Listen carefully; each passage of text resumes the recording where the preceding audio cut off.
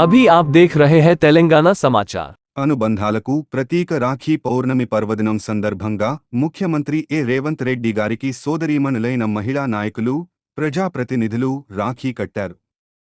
మంత్రి ధనసరి అనసూయ సీతక్క గారు, ఎంపీ కావ్య గారు, ఎమ్మెల్యేలు పర్ణికారెడ్డి గారు, రాగమయ్య గారు, కార్పొరేషన్ చైర్ పర్సన్లు బండ్రు శోభారాణి గారు, నేరెళ్ల శారద గారు, కాల్వ సుజాత గార్లతో పాటు బ్రహ్మకుమారీలు ముఖ్యమంత్రి గారికి రాఖీ కట్టారు. వారందరికీ ముఖ్యమంత్రి గారు పేరు పేరున అభినందనలు, శుభాకాంక్షలు తెలియజేశారు.